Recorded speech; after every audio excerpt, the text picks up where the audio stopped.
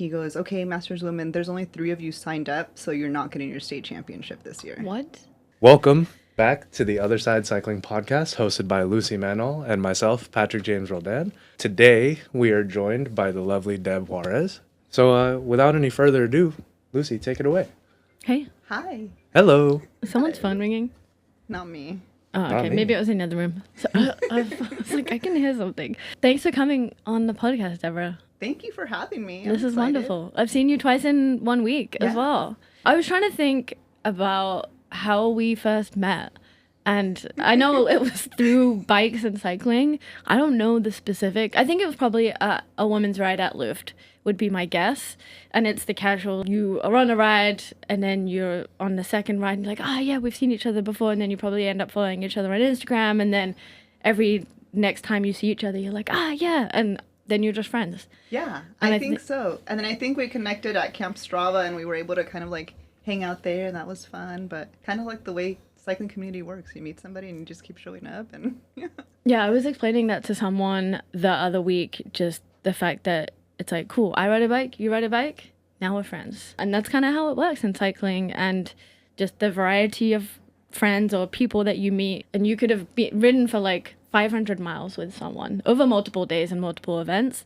But then, on the 6th time of meeting them, you find out like new information or, it wasn't maybe until we were at Camp Strava last year until we really had a chance to like talk and connect. Because sometimes if you're on a group ride, it's like, hey, how are you? See you later. Cool. No, I have to go. But it was cool to like actually chat and get to know each other. Thanks. Yeah, I thought that it was really cool too. Yeah. It's that way, especially when you guys are leading group rides, right? Like I believe you lead rides or participate heavily in some rides. You as well are leading rides almost every weekend. So when you are that face of a ride, your kind of like goal is to help people along or just introduce yourself. And it's very brief.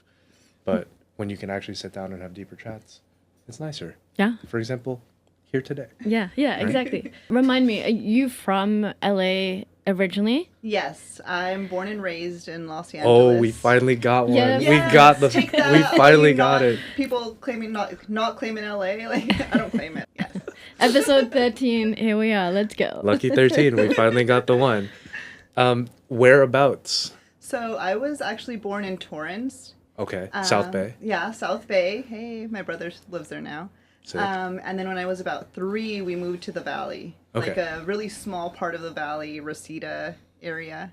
Sick. Yeah, it was really nice. Very cool. That's like the gateway. If I'm heading over to Malibu, I will drop down into kind of like Encino area to get across. Yes. Yeah. I live in Tarzana now. Okay, yeah. So exactly. yeah, you'd cross right by there. And it was fun because fun and not fun, like sad for the reasons people were crossing through, but it was fun to see like everyone go over Sepulveda and then have to take like Ventura and the back roads to get over to the canyons during the time PCH has been closed.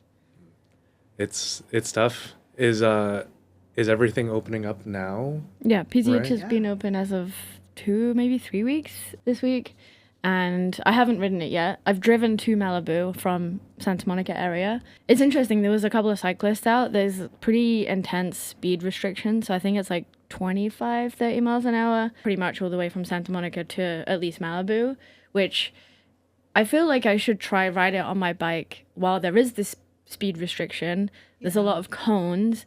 Obviously, that doesn't mean that people will drive to those speed restrictions, but it feels like if there is a good moment to ride the PCH, now is a good time. Yeah, it was really nice. I mean, I took Topanga up and over this past weekend, and traffic wasn't terrible, but it was just really sad. Yeah. Until at least until you get toward Pepperdine, you just see everything that's been like burnt away, and Yeah, it's crazy. We had another little fire scare yesterday Yeah. over on this side in the Verdugos, which is just north of Griffith Park. Yeah. Do you still have the Watch Duty app on your phone? I don't think I can ever delete that now. Well, I donated to it, so I feel like I need to take ownership of having it, represent. Yeah. Yeah. But those notification sounds are like pretty triggering to me. I'm like, whoa, what's happening? I have it, but I've turned my notifications off since everything that had been going on.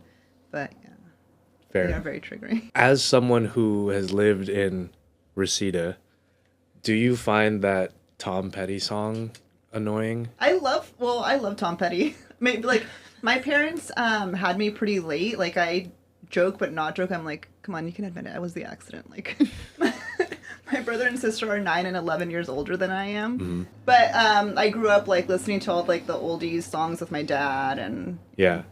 What is the song that references Reseda? It's Tom Petty and the Heartbreakers. I forget the name. What's the... I know the lyrics, but I'm not Yeah. about to like Sing it. This is not my singing debut. But yeah, he talks about like crossing through Ventura, the freeway running through Reseda, like Okay, I think I do Yeah. know the song. I can't. Yeah, I'm not gonna sing it right now. I can link it in the description.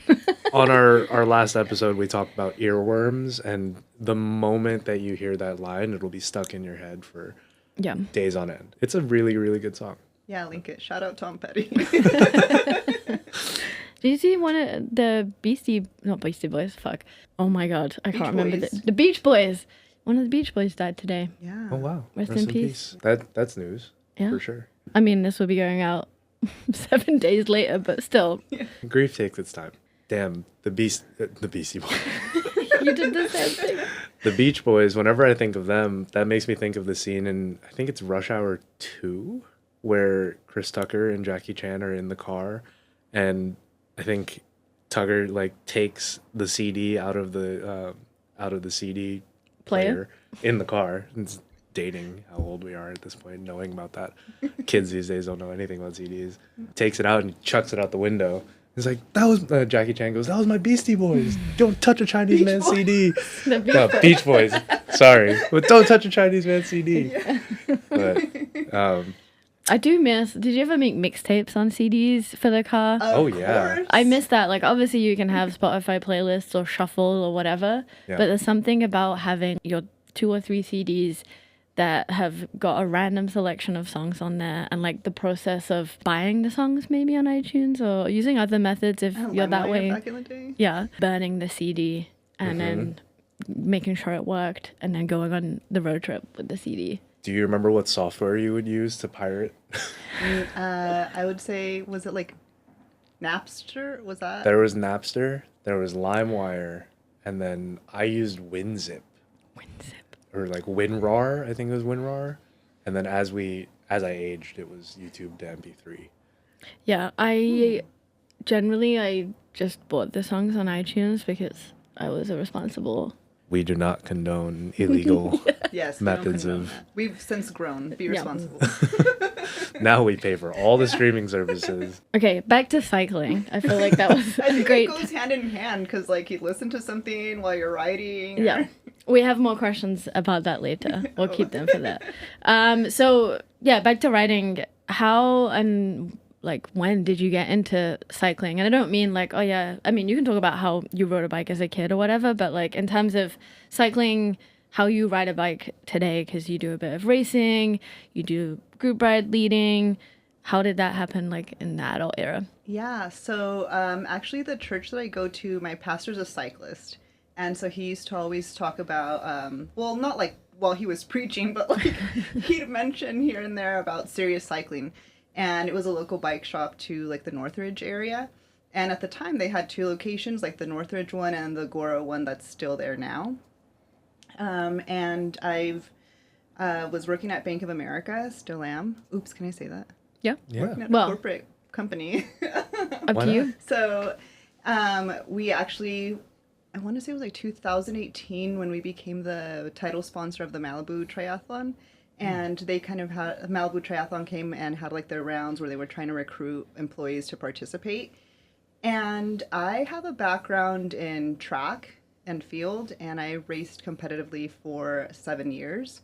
All like short distance sprints, nothing long distance. So for me, I was like, yeah, I'll help you guys recruit and create your team, but I'm not going to participate because I'm not an endurance athlete whatsoever. Good luck with that. Yeah, I was like, I'll encourage you. But then at that time, Malibu Triathlon's purpose was to fundraise for children with cancer at CHLA. So I was like, okay, you know what? Let me see if I can kind of push myself here. So that's kind of how I started cycling. I was training for triathlon. And one of my friends let me borrow one of his bikes. And my mom was like, you can't borrow this person's bike forever. And I was like, okay, you're right. So I bought my own, and then it was like during COVID, when I bought my own bike during 2020, and so I went into this other bike shop, not Serious Cycling, sorry guys, but I went to this other bike shop because they were affiliated with the triathlon, and he's like, what are you looking for? What's your budget? I was like, I don't know, how about $1,000? And he's like, oh, well, we don't have anything for you in that range, but you're welcome to test ride this bike and then see if you like it. Oh, no. So I ended up getting, my first bike was a Live Avail Pro, and it was like electronic shifting. That's a really good first bike. Well, I had no idea. I was like, is this a good bike? Is this a bad bike? And they were It's just kind of trying to sell you a bike. I think he was trying to sell me a bike. What were you borrowing from your friend initially? He had a Specialized, it was an older manual shifting, and I mean, it was so nice to ride around in, but yeah, I somehow jumped from that to the Live Avail Pro, and they were like, oh, we'll give you a discount because it was on I guess it had been like on a Like a demo? like a demo somewhere, and I was like, okay, cool, like, this is great. $4,000 later, I was like, okay. Yeah, so it was nice, and I loved that bike, and I started getting it serviced at Sirius, and they had just started their group rides back up because, no one was supposed to be riding, and I guess at the time people were actually calling the police and saying, I've seen these cyclists in Serious Cycling kit, because Serious Cycling had they would promote, and they're riding in groups together. So they had to like close down, and then once people could kind of start getting back together, they picked up their group rides again. And then that's when I started riding with them, and till then I was only riding like on a bike path alone. And I still remember texting my friend Sean like the night before, and I was like, dude, I'm so scared they're gonna drop me. And I was like, I think I'm gonna throw up. Like, I'm so nervous right now. And I ended up driving the route like the night before, because I was like, I just want to see what I'm getting myself into. Let me just drive this route. And he texts me back, and he's like, worst case scenario, you get dropped, and you're used to riding alone anyway. So no big deal. That's a great way to look at it. Yeah. What sort of ride was it meant to be? Yeah, so they've always had like a medium tempo ride and like a faster, quote unquote, long ride. And so at the time, I think it was supposed to be medium, but then you've got people that were like, okay, medium, and we've been with this group for longer, and they kind of, medium is a different pace for everybody. Yeah. But it was really nice, and I think I have a unique experience in this way, because I do understand, and I since have attended rides where I can understand why people say women feel unwelcome at like group rides with men. I was like one of maybe 3 women at this ride when I showed up. And it was a big group, and it was all men. But my experience was always very positive. Like, even on the first day, I didn't know anybody, and the first person to say hi to me was this guy, Stefan. Shout out Stefan if you know him. People know him from the Encino Velodrome. And he was like, hi, like, you look new here. You look scared. And I was like, yeah, I don't know anybody. And then the guys were really nice. They had like 3 or 4 ride leaders at the time, and the group was like way gone ahead of me, and like one of them made sure to stay with me, and just kind of, I was like, I'm so sorry, I'm making you lose this ride. He's like, oh, don't worry, like, no big deal. And so I kept showing up because they were so welcoming. I love that. That's awesome. That's actually a really great like experience to have. I feel, as someone who views it as an outsider for gender at least, right? Like, I see group rides where there are like maybe just one woman on it, and then occasionally it'll be 5, and it's like, those are the days where it's like, you got to go out to people and be like, you're going to keep coming back? Because, like, please keep coming back. Yeah, like, we need want this. you. Yeah, we want this. This is so much better when there's more of that. So it's cool that the ride leaders took that extra time to pay special attention to the fact that you were new. And probably already a good cyclist, I imagine. Oh, no. Like, I don't think so, but thank you. That's very nice of you. No, I learned a lot, and I think what is important too, I think people need to ride in groups and learn to do that, just because then when you transition that into crit racing, even though, you were going to start in a 5-4 category, like, if you haven't been riding in a group, you're going to cause extra chaos. Yeah, this is true. Have you ever jumped into a crit? Not a crit. I've never really raced. I did some time trials in university, but it wasn't like time trial specific bikes. I was just riding my bike as fast as I could for, I think it was 10 miles. But that's literally the only real racing I've done. Like, I've ridden on a velodrome once or twice. And I've done some, like, punchy group rides. And I can ride, like, pretty tightly in a group. But I don't know if I have race etiquette because I've never had to try it out. But I'm pretty aware of myself. I like to think, anyway. 2026, Lucy's cycling crit racing debut. I don't know about that. Let's get you out I there. feel like I'm past my best. No. Never. Ever. I just raced Boulevard for the first time. By the way, that was my second road race ever, and it was definitely against my own will, but my coach was like, get out of your comfort zone, go do this. Hell yeah. Where was that? It was in Campo, California, which is literally on the border of Mexico and like the middle of nowhere. Like, I was starting to get concerned because I left the hotel and I'm like, there's nothing around here. What if I need gas? What if my car, like, something happens? I get a flat tire or something. No one's going to find me. The anxiety's through the roof. Yeah. And then on top of that, you're trying to race. Then on top of that, I'm trying to race. But there's like this random, I think it's a casino. Like, the parking lot of the casino is where the race, you register and like check in and everything. And I was like, cool. And there's a gas station right next to it. I was like, I got everything I need. Do you think people at the casino were gambling on the races? I hope so. That would have been sick. Yeah, that would have been sick. Like Yeah. the Japanese. Yeah, Kieran's. Yeah. Yeah. But at the start line for the women's, I registered as a Cat 4, and the group was so small already. Like, that's the thing. Women don't get their own race. Like, you show up to a race and men get their Cat 4-5, Cat 3-4, Cat 1-2-3. Like, they get so many races, but I understand from like a promoter's expense, right? Like, you can't necessarily host like a women's 4-5, then a masters women's only, where only like 1 or 2 people are going to show up. Yeah. So it was like the women's 4-5 plus the collegiate plus the masters 35 plus were all at the start line together. And it was like 8 a.m. and it was 95 degrees outside. Oh my God. Oh, yeah, it was terrible.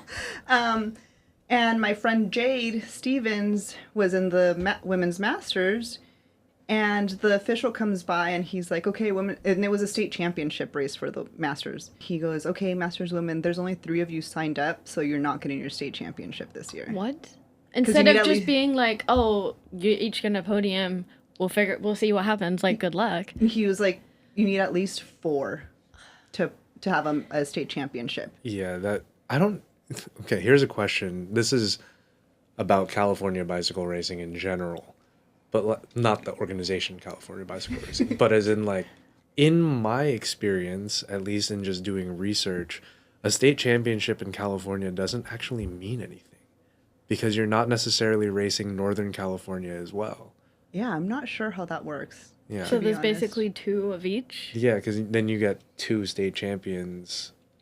I mean, Does California is big, so But fair. I think they bid where the state championship is held. I don't know if it's Okay.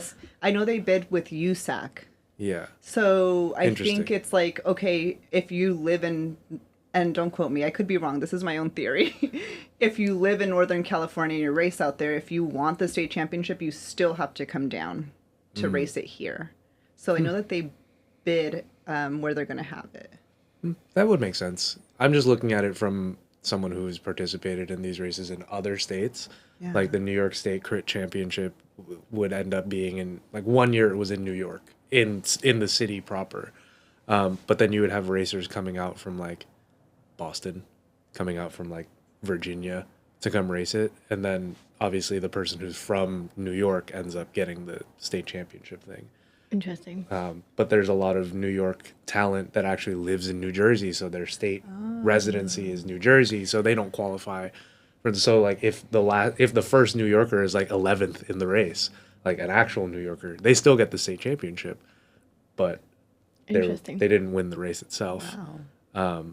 That's not necessarily the same thought process, not the same line of thinking from where I originally started this thought. So apologies for the tangent. Oh, yeah. No. But that sucks. Yeah. Like, I mean, the same thing would happen in the UK too. There is many places that host crit race in and around London, but one of them in particular, Hillingdon, a lot of people would go there I think it was Tuesday or Thursday, And people will be like, oh, Lucy, what do you want to race? But then sometimes the horror stories of just because you have multiple categories of racing and riding and quality and experience all in one group, there would often be pretty insane accidents because of that.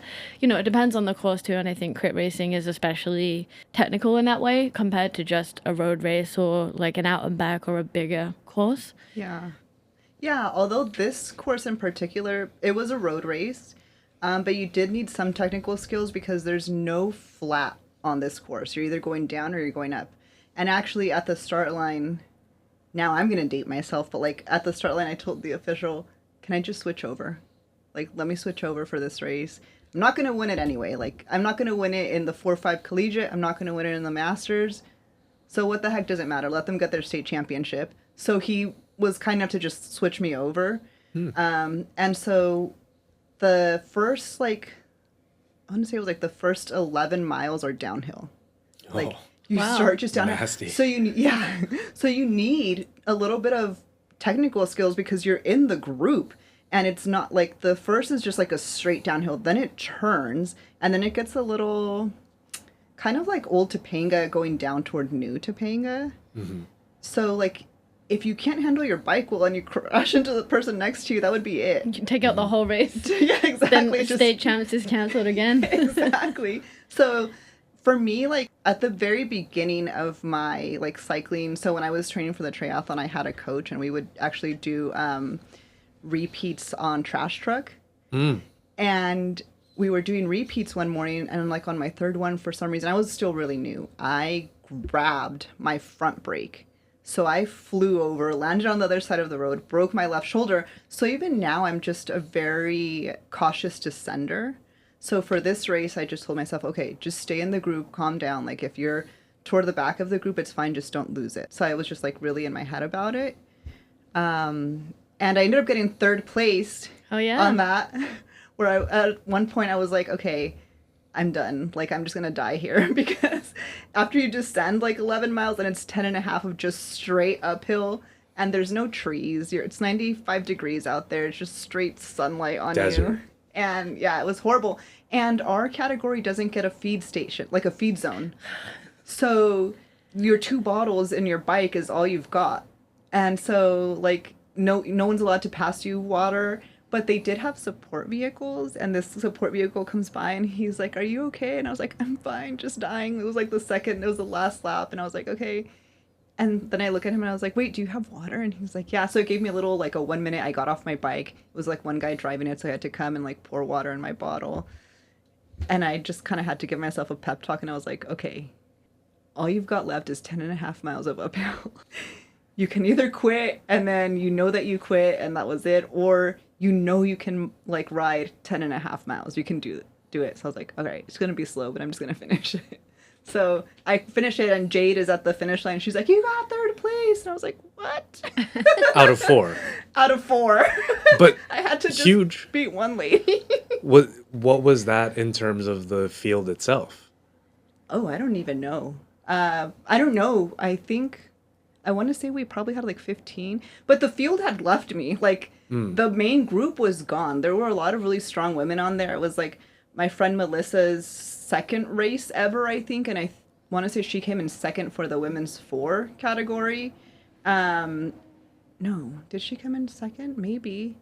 And yes. And then my teammate, Liz, came in 4th, which I was really happy for her because this was her first year racing in the U.S. She moved from Mexico with her husband, and like I found her, like met her on a lady racers ride, and I kind of convinced her to, hey, do you want to race out here? She's like, I wasn't thinking about it because I need a team. And I was like, come join our team. So I was just really happy for her too. Oh yeah, that's badass. And you finished the race. I finished the race. Yeah. I think one of the things that's worth mentioning, going back to you saying that you don't race, but us saying like you should in 2026. Yeah. Looking at the size of the fields, A, the likelihood of success is pretty high. I like that. I like that a lot.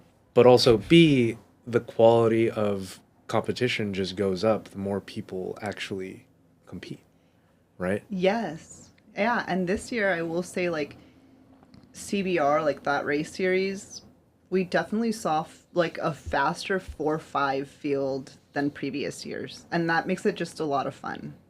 Yeah, and I think you already have an advantage because you have good technical and bike handling skills. So Thank you. just stay out of the middle, like stay in the front. Be slow or be fast. I would say, like, as we exit, you know, the pandemic era of riders, the people who picked up cycling through the pandemic have now gotten back into group riding and are getting that experience in throwing shoulders and throwing hips and throwing elbows, where, like, straight out of the pandemic, people were just, you know, they picked up riding solo and they picked up Zwifting and indoor riding on the Peloton, and they're like, oh, really, really strong, but absolutely zero bike handling capability. Now those same people are actually able to throw down and are way better, which is probably why you're seeing the 4-5 field being a lot better as well. Yeah, it's been very nice. It makes it more exciting, and helps you push yourself a little bit better, strive to be better. And yeah, like you're saying, I think I was really lucky to come in during that time, and Serious Cycling already had an established race team pre-pandemic. So I think I was lucky in that way too, where I got to learn. I came in like in a transitional period of cycling, local cycling. So I had all the mechanics who raced. One of them is now my best friend. Like, they would tell me, like, give me some background on like bike culture. So even though I was brand new, I feel like I came in and like had like this knowledge because they would feed it to me, and I was like, okay, I kind of know these teams, I kind of know these people, like I recognize their name, or I know what to expect. Although for my first race, the guys were like, okay, first of all, they're like, you should race, and then it's like the day before the race, and they're working on my bike, and they're like, by the way, we just want you to know, the girls on the start line don't want to be your friend. They're there to race. Do not try to befriend them. And I was like, what? Like, it just made me so nervous going in. They're like, don't be friendly. Just be there to race them. But maybe that's good tactics. Like, hey, nice to meet you. Like, have a nice ride. And then psych them out. Oh, that's definitely me now. But my first race lighting up, I was like, oh my gosh, these people hate me. When I was lining up to race, I would do the same thing. Like, in the middle of the race, just be chatting people. Like, we're at the front, and it's like, hey, you want to keep pushing the pace? And then I'll wait for one of my teammates to go send an attack, and then I'll be like, I'm definitely not taking that. You want it? You want to go for it? Go ahead. You can really only do that kind of like shenanigans when you are friendly with people in a race, even if you're like cutthroat about it. But when there's more competition, it's even easier. So yes, yeah, and it's fun. Like, I had a hurdling coach one year who, like, with hurdles, you have to count your steps. Like, it's a technique to count your steps. Rhythm, yeah. And the hardest race of my life was the 400-meter hurdles, because your body just, like, that extra little 100 stretch kills your body. But he would tell me, like, when you're on your way to the last turn, just scream as loud as you can when you're going over that. And the girl next to you is going to not know what happened, and her step count's going to be off. Mind games. Games. Never worked for me because I was too tired to scream at that point. You were like, I can't do anything else. I either scream and that's it for me, or I like finish this race. Screaming does use like your last bit of oxygen, right? In a totally anaerobic effort like that, like you can't waste that. You can't. I've been chased by dogs a couple times on my bike, and it's absolutely terrifying. And I was riding with my friend, and he was like, the best thing to do is you just tell them to go home. Like, you could shout at them. People say you can use like an air horn or like make loud noises. There's multiple things or theories that people say works. And he was just like, just say go home. So I was just riding my bike as fast as I could, trying to get rid of this dog chasing me. And I was like, go home, because it's really hard to like pretend to be this bigger person that you're not. And I was like at my limit, terrified. Also, my bike was loaded because we were bike packing somewhere. Oh my gosh. And it just came out so funny. Like, it was like, go home. And I sounded really pathetic. Did he go home? Did the dog? Yeah. I don't think it was because of me. I think they just ran a certain distance and were like, oh, I probably should go back. But yeah, maybe I'll try that though. Some screaming. Getting getting chased by a dog on the bike is very similar to like when someone attacks you, you're like, oh my God, I have to go for it now. Like that same like cortisol or adrenaline shot that you get, where you're just like, go, go, Yeah. go, go, go, go, go, go. Yeah. Have you seen the videos of people like recording on their phone while they're getting chased for that? I'm like, that takes a whole lot different skill technique that I don't think I'd be able to like, oh, I'm getting chased by a dog. Let me take out put my this phone. on my Instagram. Yeah. I don't think that would be my first instinct. My first instinct if I was getting chased by a dog is the same instinct that comes alive in me when someone tries to kill me on my bike. I'll go into the opposite lane of traffic and just be like staring at them the whole time, just hoping that they don't cross over. Speaking of racing, let's talk about Lady Races Ride. Lady Racers Ride. Woo! Woohoo. So yeah, that totally was born because of racing. Because the women's race field was so small, and my first, even my second year, I was just consistently getting dropped. I was like, this sucks. But, and I was the only one on my team in the 4-5 category. Like, the other women were 3-2-1. So I kind of had to make friends in the field for the other people that got dropped so we could work together and, like, not be super dropped. So then I started to think, like, why can't we have, like, an event where we try to get all of the women from the different local race teams together and we just go out for a social ride? Then everyone gets to know each other, and even women who might be interested in racing but don't know how to take that first step, it would be just nice to get everyone together. And I reached out to Scott at Serious Cycling, and I asked him, would you be interested in, like, hosting this? Because, again, Serious Cycling had its own race team, and I wasn't sure, like, do race teams welcome camaraderie across other race teams? And so he's like, yeah, let's do it. And then I reached out to Sean at the Cub House. Sean Talkington? Yes. One, I just always loved their stuff. Like, I love their T-shirts. Yes. Rocking some Team Dream today. Exactly. And so I asked him, if we hosted a ride out of here, would you be willing to collaborate with another shop, Serious Cycling, to get some women out? And he's like, yeah, of course. Like, you set it up. We're here, and it was on a Sunday. I think they're closed on Sundays, but he's like, we'll just open it up and it'll be fine. Then I started to get nervous because I was like, I only know like a handful of people. We'll see how many people show up. And I remember planning this and telling Jennifer, Scott's wife, like, I don't know that we're going to have enough, like, bagels or croissants. What if, like, 15 people show up, right?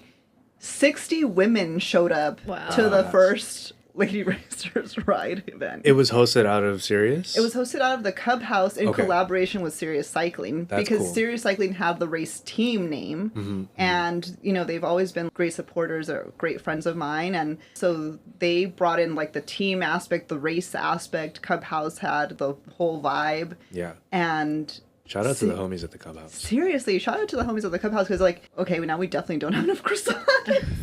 But yeah. But that doesn't matter. Yeah, and it was nice. We had, like, women from Major Motion, the Mommies, Serious Cycling, like, all of the different teams. And then women who don't race but wanted to come support women. And a couple of guys that would ride the social ride at Serious Cycling on Saturdays.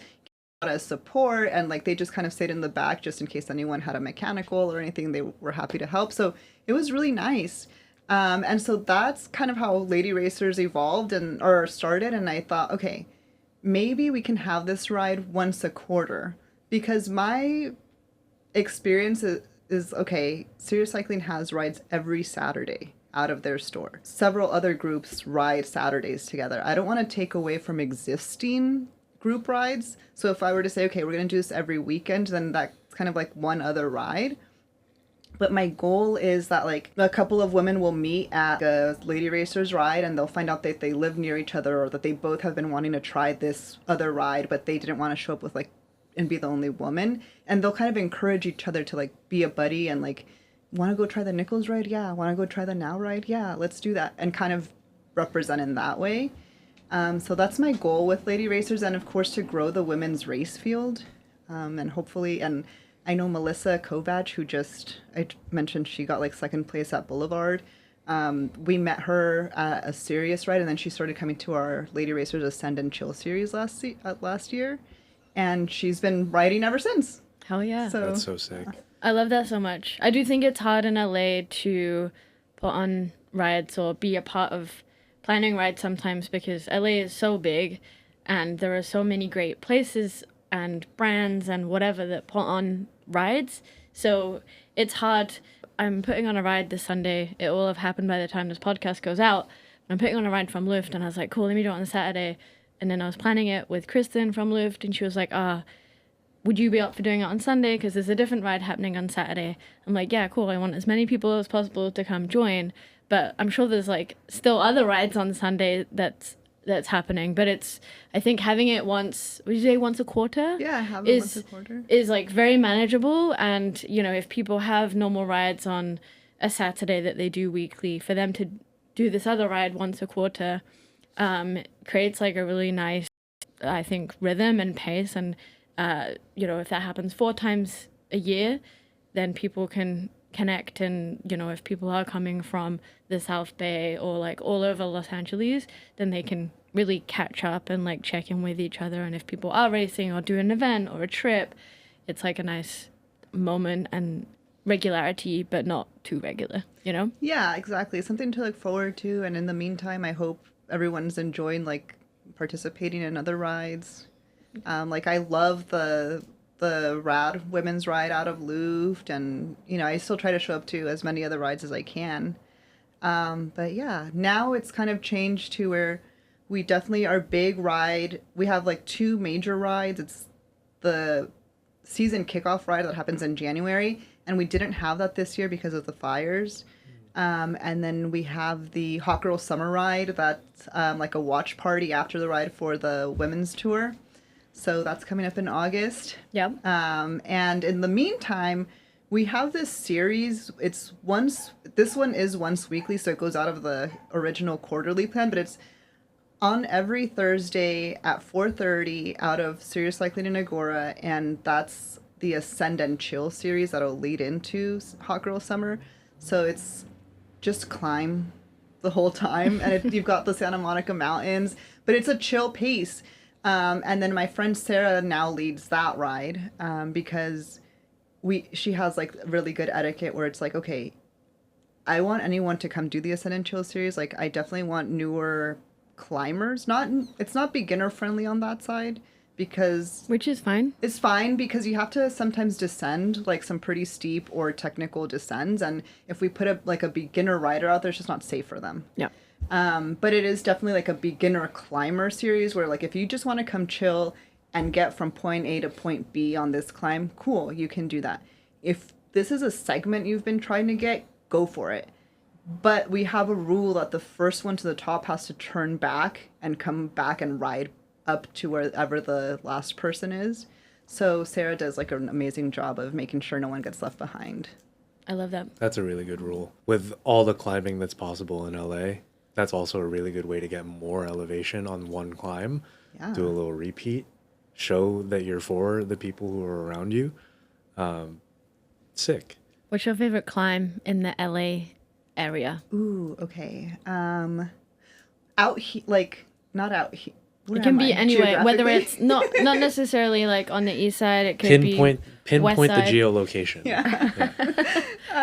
What are the coordinates? Yeah. So my favorite climb is Old T. Like, just I think it's very.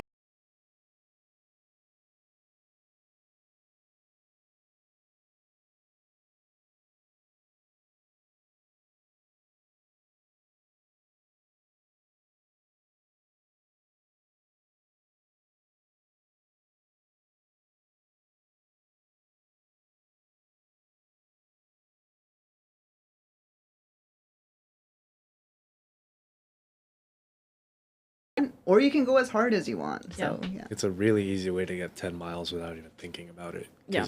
You go up for 5 and you go down for 5. Yeah. The first group ride I did in LA was a women's ride, and we went up Mandeville. And it was very cool. The original Luft women's rides, it was Hump Day Honeys, and we met weekly on a Wednesday until it got too dark. And it wouldn't be like a super long ride, but it would just be just enough until the sun sets or just after the sun sets. And it was super nice because it was very warm. Everyone on that ride was super welcoming, and it was just girls having fun. And it was, very fun memories of that. Oh, I love that. A very nice welcome to LA. I have a question. Yes. For two women here. When it comes to riding and group rides, how do you feel about the position that a lot of group rides tend to have, where it's like beginner friendly, women like get comfortable, get familiar? As people who are more serious cyclists and already like bought into it, how do you feel about that? Like, because you guys are really strong, and not all women are new to it. It's just a matter of like, how comfortable are you on the bike and being in a group? Like, as a dude who's like performance driven in his own mind, if I were in that position, and I'm not saying that I am, I'd be like, why are we second rate? You know, why Why are you not? assuming we're beginners? Yeah, why are you assuming that, if we aren't, just because we aren't coming out to these things, that we're beginners? Like, why not make it so that it's, badass women, let's go do this, let's go hammer. Like, I think there's a time and a place for everything. Like, I think as a cyclist attending, as an attendee of a ride, you also have to be clear with your own expectations and your own capacity and level of riding. For example, I'm not going to join the Nichols ride and expect everyone to wait for me because I know that's a race pace ride. And I don't, for lady racers, I think on the other end, as the ride coordinator or promoter, you also have to be clear in your communication. You if this is a race pace or if it's beginner friendly, say that. I would say I haven't experienced many rides where it's like, oh, you're a woman, you must be a beginner. It's beginner. On the contrary, like, I know that a lot of groups will say, like, there's an A and a B group, fit in where you fit in. I've tried to do, or we have had two beginner friendly lady racers rides where we're like, this is not a social pace, this is specifically for beginners. So if there are any women who are new to the sport, come join this ride and we're going to make it on a bike path. But I don't think I would promote it as it's a ride and women, if there's someone back there for you, because there are so many strong women. You're right. Like, I'm very, very realistic. As soon as the ground goes up, see you later. I'm back here. Like, same. See ya. But yeah, I don't know. Maybe I haven't experienced that necessarily, but I can see how that comes off. Like, the mansplaining, right? Like, you're doing this wrong, or maybe you should sit this way on your bike. Mm-hmm. But I think it should go both ways. Ride promoters and organizers, be clear on what the pace is. Participants, if you have questions, message the ride promoter, but also be realistic with your capabilities. Yeah, that's very similar to what I was going to say for my answer. There is a time and a place for every sort of group ride, and I think when I guess the sort of group rides that I've been on the most recently are women's social pace, very chill, no drop. We're just going to hang out and ride bikes.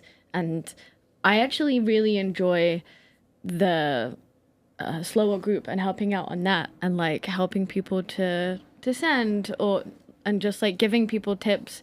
Hopefully, I think it comes across in the right way. Like, I'll often say to someone, like, do you mind if I give you a tip?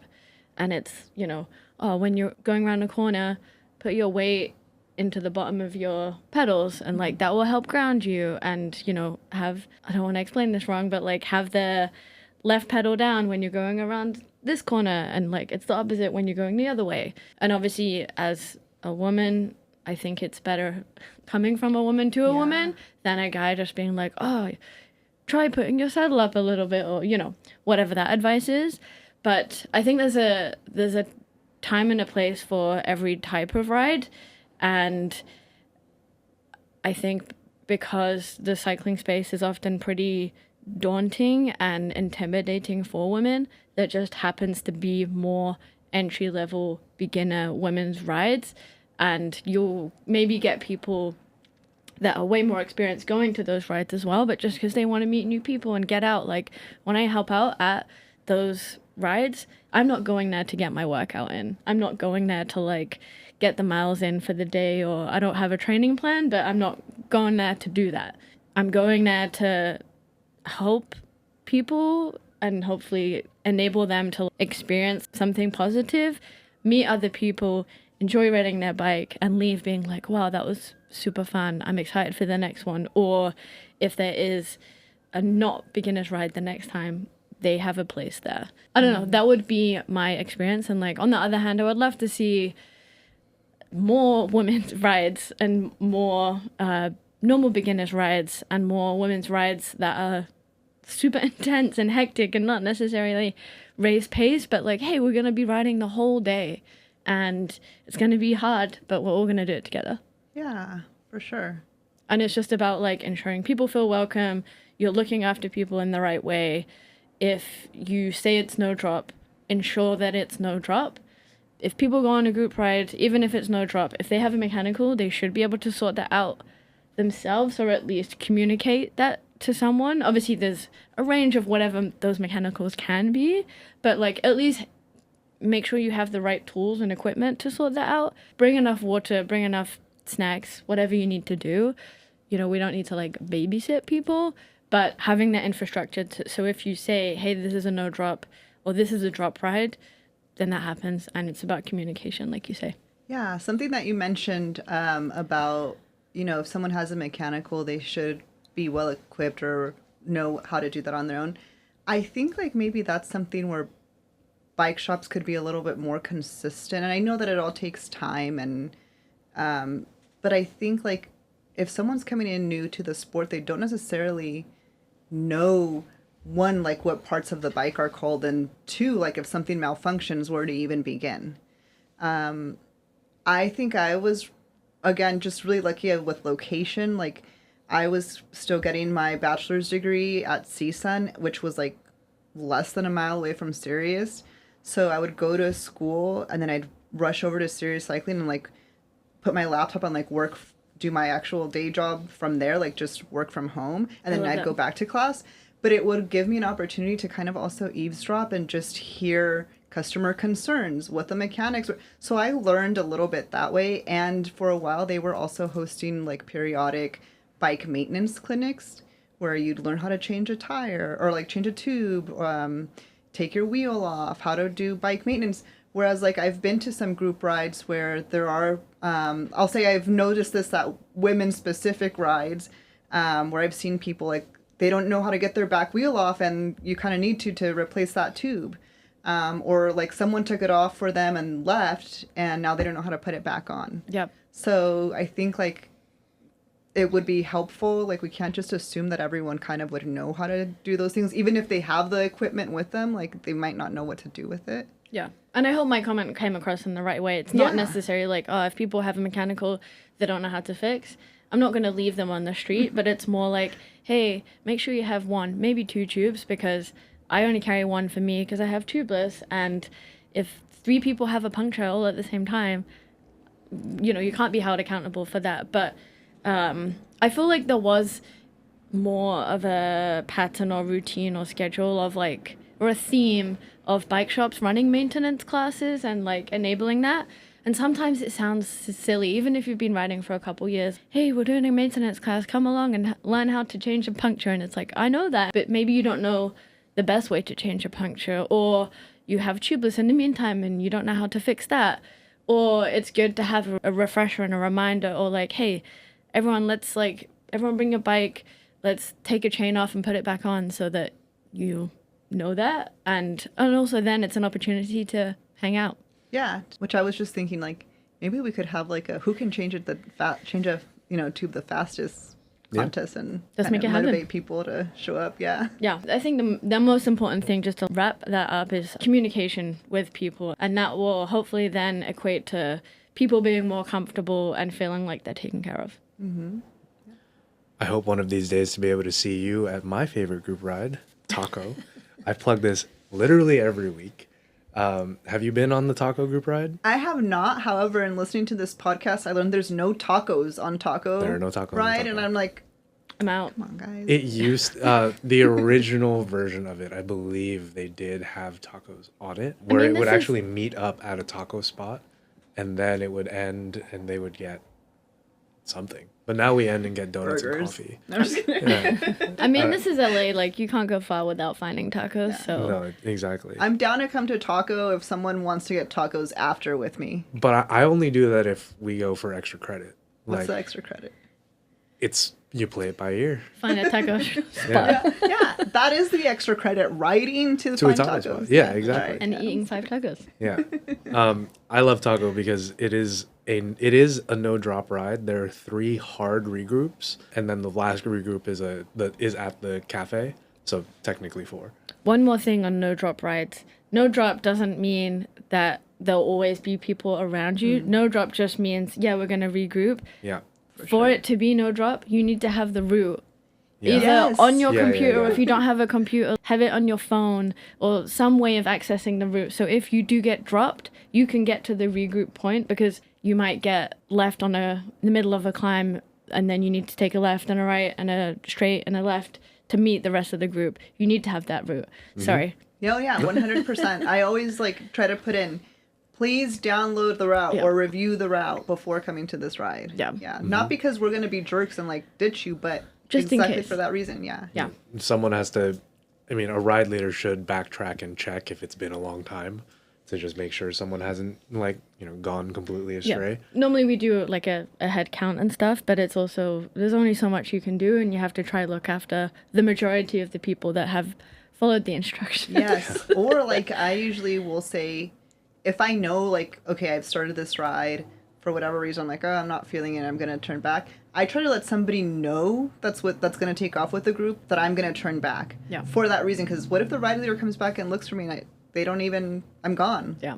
Yeah. Yeah. There are a lot of these conversations that can also be attributed to, like, not just women's forward rides. There are a lot of men who don't know what the hell they're doing on the bike. Maybe we need some I mean, like I say, more general beginner rides, but I guess maybe men will just be like, oh, I'm not a beginner, I'm fine, I know how to do this and that.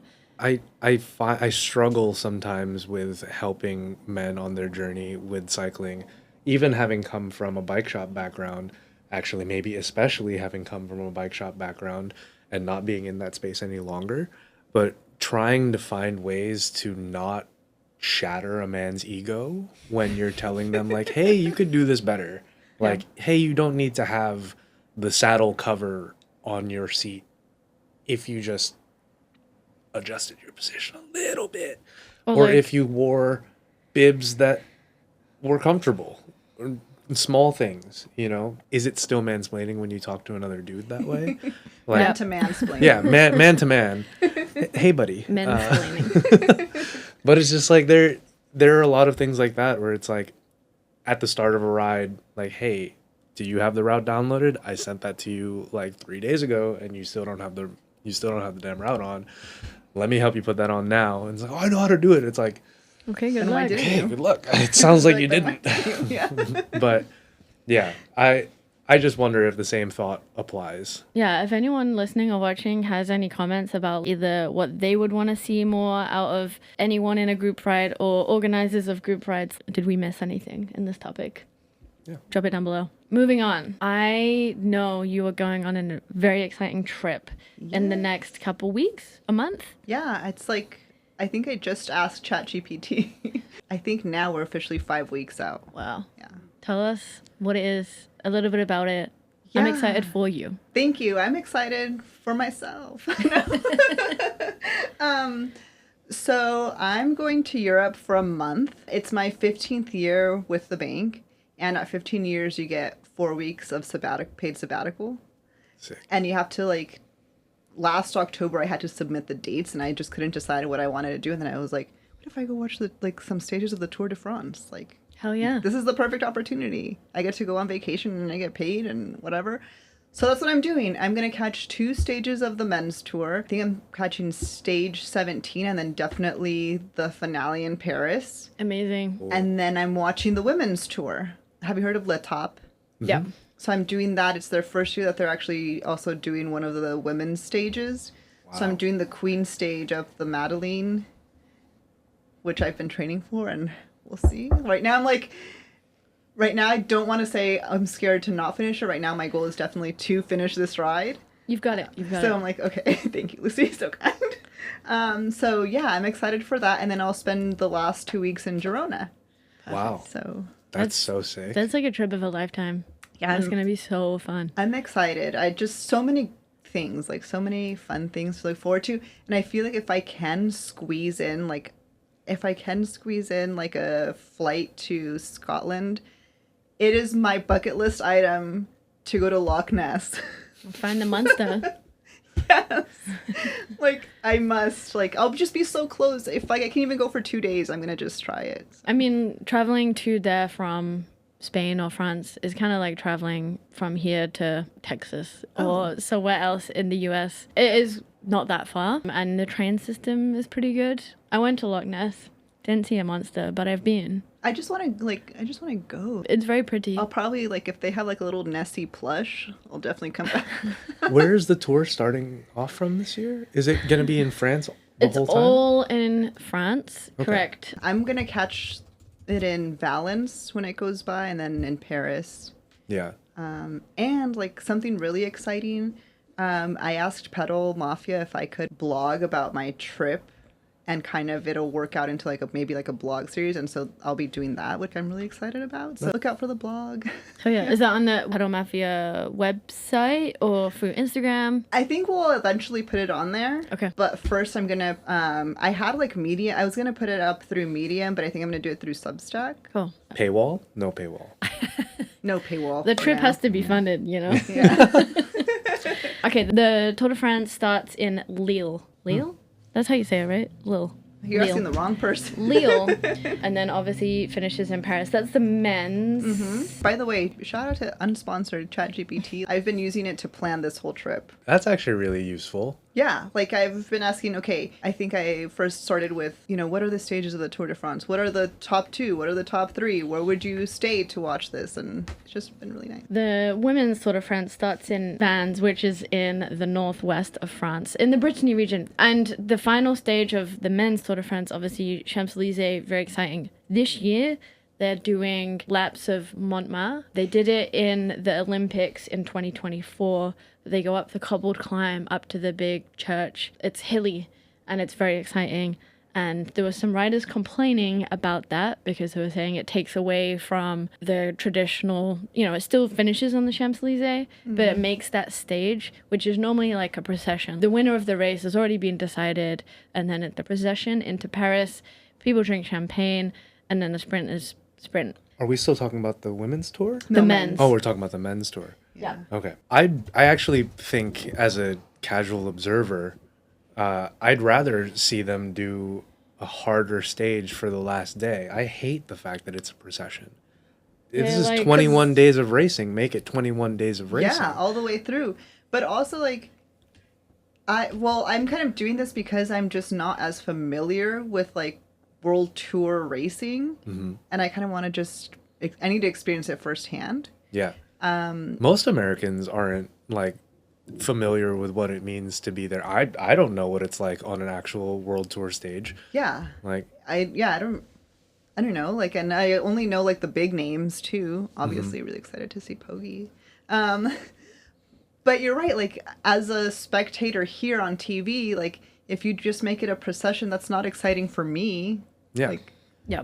Okay, great. The riders are tired and the race is, in theory, it's over. So you guys can all do the, like, riding 8 abreast in the middle of the road, side but like hand in hand, with a little glass of champagne and toast.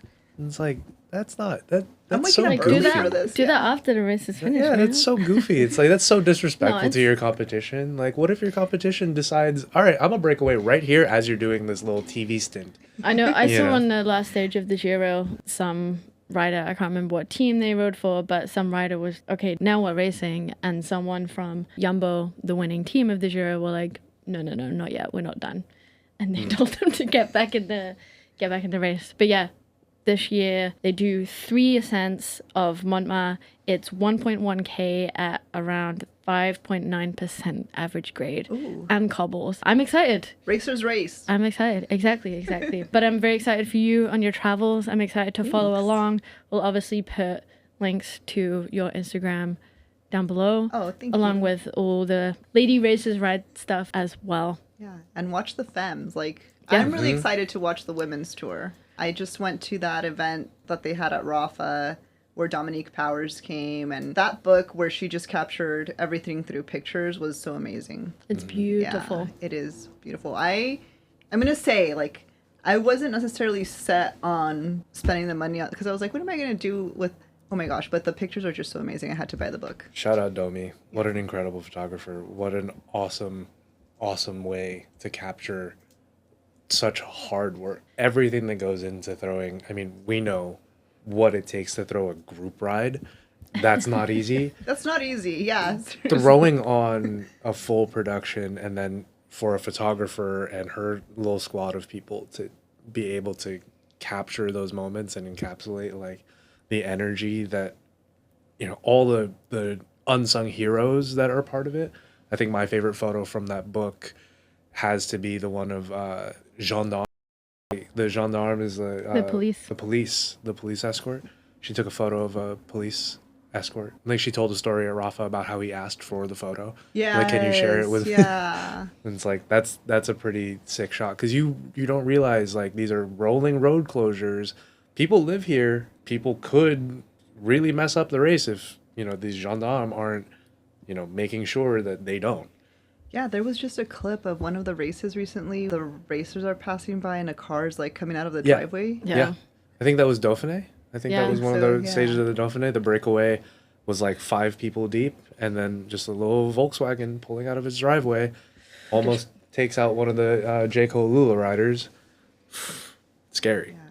Real scary. My favorite photo out of that book is the one with the woman from FDJ. She's like at the start line, and it just tells her whole story of like how her parents have been supporters of this, and she gets to share every moment with them. And then that morning she wakes up and her parents aren't there, and she's like finally starts to get like really emotional and anxious, and then she gets to the start line and hears her name, and it's her mom. Oh. And Dominique captured that moment so perfectly, and it was that rider's, I can't remember her name. After that year, she was retiring from racing. And just to have like that, a perfect moment with her mom, and like they're embracing, and I was like, oh my gosh. And then she can have that photo forever. Forever. Yeah. We'll put a link to Domi's book in the description too, because it's worth buying. Yeah. And supporting Domi, and also like shout out to the brands that enable Domi to like go and shoot at those races. I know Wahoo were big helpers with that, allowing her to like get to the race and take the photos in the first place. I want to see more of that in cycling. Yeah, definitely. I think it's really important to have like brand support for impactful things or like development. It's interesting to me to see like I think the like cycling, I'll say locally, is interesting because I've been in spaces where people are like, I just want the free stuff. And then there's spaces where I see like people who are like need stuff because they're developing and they just don't have access to that. But I'm sure it makes it difficult for brands because I don't know if they have like a certain allotment that they're able to support throughout the year. And it's like, personally, I really wish a lot of that support was going to like the developing athletes who don't have the resources or accessibility to that. For example, I will say like I've been really thankful and grateful to be able to work with Pedal Mafia. Like when the fires came out, they just gave so much of their actual stuff to like local people who had lost everything that they had out to anyone who was impacted, like Altadena area, Palisades area, who just had to get up and go. I know the CEO lost his house too. Yes, he did. That was really sad. They're such great guys, just to have like that community aspect of it where it's like, okay, Jay lost his house too, but he's like, this is what I have to help everybody else. And they support lady racers. Like that wasn't even, I thought I was going to have like a whole conversation like, let me try to convince you about why you should sponsor or help this ride just happen. And they were like, yeah. I remember talking to Jay and he was like, yeah, the girls, like, let's do it. And I was like, okay, cool. Thanks. Yeah, the girls. It should be that easy. Yeah. It should be that easy for local brands, especially, to support local community things going on. More of that, please. Yes. Cool. Time has gone super fast and we've been talking for quite a while. Probably should jump to the rapid fire if that's okay with you. Sure. Are you ready? I think so. Okay, I'll tell you after, but yes, okay. You've been doing your homework. If you've listened to other episodes, I mean, I could throw a curveball and just completely redo the questions and put you on, see what happens, but we're going to stick How with do you the take your ones coffee? Yeah. I order a cortado hot. Oh, okay. Had an answer right off the gate, and that's not one of the normal questions. Well, it was Yeah. about coffee, so Fair Easy. enough. SRAM or Shimano? Shimano. Now that you're going to go to Europe to watch the Tour, do you think if you were to watch any of the other races, the Giro, Tour, the Vuelta? I don't know. That's why I'm going, because I just want to, like, I'm not great at knowing everything about these big stage races. So I'm like, let me just dive in right at this one and see what I can learn, and maybe that'll, like, make me want to watch the others more, so. Favorite song to ride a bike to, or which album can you listen to? Back to front, no shuffle. Oh, it's gotta be Rosalia, for sure. Any of the Rosalia songs, whether I'm doing, like, intervals or, like, an endurance ride, Rosalia is always on my playlist. Cool. What genre is that? She's, like, Latina, Spanish, reggaeton, pop. Okay. Sweet. You should give her a listen. Yes. Yeah, I'm trying to diversify my Spotify at the moment. Olympics or World Championships? Olympics. I Nice. love to watch track and field. Nice. Yeah. Do you have a favorite track and field event that you didn't participate in to watch? That I didn't participate in to watch. Oh, I like to watch steeplechase. I didn't participate in steeplechase, but I love watching it just because I feel like how many times are you going to jump over that, like, and who's going to fall into the water and who's going to clear it, and, like, what's going to happen when you do clear it? Do you keep going? Yeah. It's like the cyclocross equivalent of running, Okay. right? That's Yeah. like when they have hurdles, but they're like bigger than normal hurdles and water. It's one big hurdle. Like, it's Like a beam. It's a beam. Yeah, it's like one big beam, and I don't think they cross it every lap. Colleen Quigley, correct me if I'm wrong. But it's one big beam, and yeah, there's like a technique. You either step and like push off, or like some people just clear it. But on the other side, so you're like, here's the track, here's the beam. On the other side, there's water. It's quite deep. It's deep, and it like ramps up. So if you fall into there, like, you don't really want to do that, because then you lose all your momentum. I don't know what the technique is, but I love watching it. Would you prefer to do a sunrise or a sunset ride? I like a sunset ride. Chase that sunset, yeah. Do you have a preferred length of ride to go on, time or mileage? It does not matter. I used to just like shorter rides. Like, I'd think, okay, 35, 40 has been fine, but right now, as I'm training for that event, my coach, like, I just did a 5-hour ride this past Saturday, zone 2, but like, I still managed to get like 70-ish miles in. And I'm like training to do, like, on July 5th, I've got like a 7-hour ride coming up. So I'm like, you know what, slowly they're becoming my favorite. Yeah. Nice. Favorite place to ride outside of California? The only other place I've ridden is Tahoe. So Oh, I'm going to sick. say, like, Tahoe is my favorite place That's to ride. pretty. Are we, Tahoe, that's still California though, isn't it? Well, or is that Nevada? It's split in half. Yeah. Okay. Okay. That's a I was great getting You're like, I was getting on the basically- technicality. Basically California. Yeah. Favorite place to ride inside of California? Tahoe. Tahoe also. No. I love the Santa Monica Mountains. I think we're really lucky to just be there. Who would you want to go on a bike ride with? This is the one question that I was like, who can ever answer that after Catalina? Like, I talking know. about Grandpa. I was like, no one can ever have a good answer after That was, that. yeah. That That- was a really good answer and a good story to go with it. Yeah. Where are you at? Well, this is what I'll say. I was like, what can I say? Jesus? Like, what would be a better answer than Catalina? Sorry, Lord. I would say I've been really lucky to ride bikes with a bunch of, like, really amazing people out here.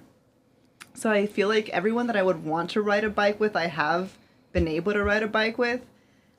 It's unrealistic for me to be like, I want to ride a bike with Pogi. He'll drop me like 5 seconds, like, even if he was going at his coffee pace. I feel like he would be a good person to just be like, cool, like this is the pace that we're going to ride at, and he would ride at your pace. Yes, he but- seems like that sort of guy. But I'm an overthinker, so I feel like even if he said that, I'd be like, he's probably like checking what time it is. Like, how long have we been going this slow for?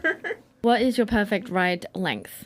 It could be in miles or time. We've already asked this one. Oh, sorry. That's why you confused me, because you were jumping about. I'm trying to confuse her. I'm confusing both. What is your favorite cycling accessory? Ooh, okay. My favorite cycling accessory right now is my, what's the proper term? It's the Oakleys that are like clear to dark. Photochromic. The photochromic Oakleys. I love it because especially when I start like an early ride, I can never really tell like if I get to the coast, is it going to be gloomy all day? And if not, like they go dark. That's my favorite accessory. That is a crazy answer because that was last week's answer. Oops. But no. But that episode isn't live yet because As of the time we're recording this. it's uploading right now. Hopefully it should be done. But that's crazy because Jeremy said the same thing. He works for a sunglasses brand and helmet brand, Smith. But that's crazy that you said the same thing. Sorry. Yeah. I always ride in photochromic lenses as well. Like for any pair of glasses that I have where you can change the lens, I specifically buy a replacement lens like that is photochromic to go with it. Because sometimes the photochromic specific like frame isn't as cool.